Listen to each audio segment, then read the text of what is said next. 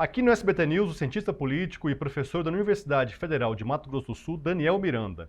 Daniel Miranda esteve aqui com a gente no primeiro turno, falou um pouquinho sobre as eleições aí em Campo Grande, Cuiabá, e agora ele está de volta para falar sobre a capital do Mato Grosso, Cuiabá. Professor, o que a gente pode esperar dessa eleição de hoje, deste domingo, na verdade, em Cuiabá?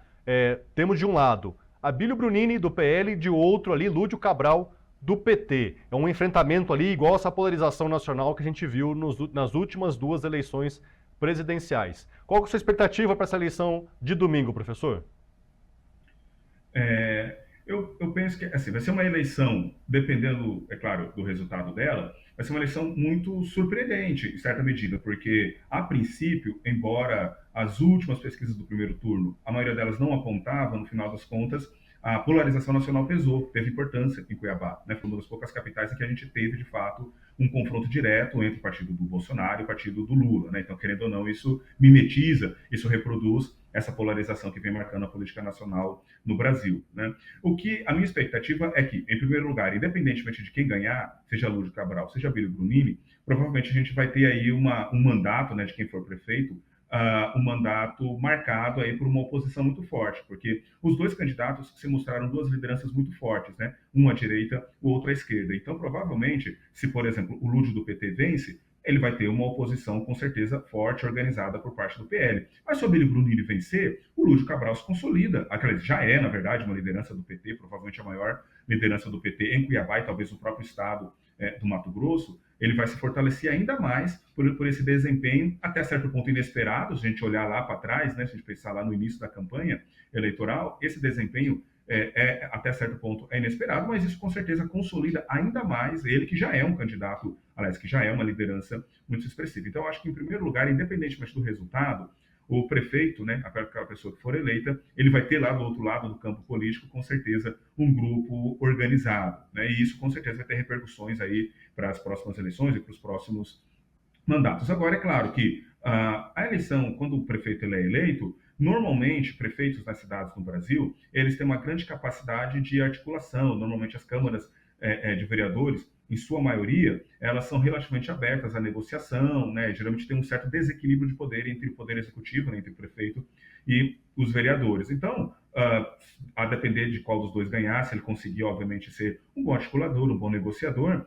ele pode conseguir desarmar, pelo menos parcialmente, essa oposição mais acirrada, seja de um lado, seja de outro.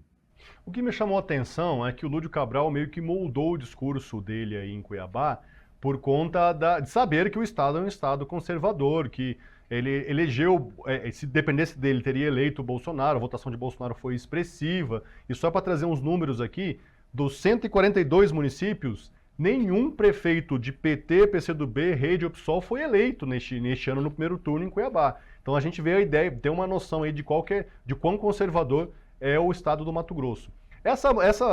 Quando eu digo que Lúdio moldou o seu discurso, digo ali, vou dar um exemplo só. Ele fala que ele é contra o aborto, que ele é contra a descriminalização do porte de drogas e que nas escolas municipais, caso ele seja eleito, não haverá a ideologia de gênero, que é um discurso aí que muita direita aplica, né? Essa tentativa de se moldar conservador foi já olhando esse cenário todo, professor? É isso que a Lúdio Cabral está mirando? Está mirando também o eleitor que está na dúvida ali? Ele está olhando a pessoa e não o partido, é isso? Isso, a estratégia central do Lúcio Cabral desde o primeiro turno foi vote na pessoa, esqueça o partido, mais ou menos assim. No seguinte sentido, desde o primeiro turno, ele tem feito. No primeiro turno, ele fez. Ele combinou duas estratégias. A primeira é a de bater diariamente no Eduardo Botelho, que era o candidato do governador, do União Brasil, que estava liderando as pesquisas. O Abílio Brunini também. Ambos ali avançaram muito fortemente contra uma campanha bem pesada mesmo contra o Eduardo Botelho, que no final das contas deu certo, porque os dois foram para o segundo turno. Mas ao lado dessa campanha mais negativa de desconstruir o seu principal adversário, que naquela época era o Eduardo Botelho, no primeiro turno, a segunda perna, vamos colocar assim, a segunda base da estratégia do Lúcio Cabral era essa, né? Vamos colocar assim, esse lado mais positivo, propositivo, era se apresentar como um candidato preparado, que já foi médico, etc., e principalmente como um candidato de centro, né? Sim, ele não nega que é de esquerda, que é petista, etc., mas assim, vote na pessoa no sentido de que eu, Lúdio Cabral, né, sou uma pessoa que, por ser médico, sou a favor da vida, e, portanto, sou contra o aborto, todo esse discurso que você já citou, justamente para tentar diminuir a rejeição que o cuiabano tem, né, que os mato-grossenses, de modo geral, têm com a esquerda e com o PT. E deu certo, né? Afinal de contas, ele foi para o segundo turno e agora, no segundo turno, ele redobrou a aposta. Ele redobrou a aposta, tanto é que o Alckmin foi pessoalmente a Cuiabá e não o Lula, né? Até o Lula, na verdade, acabou não participando muito aí, não foi só em Cuiabá, mas pelo Brasil.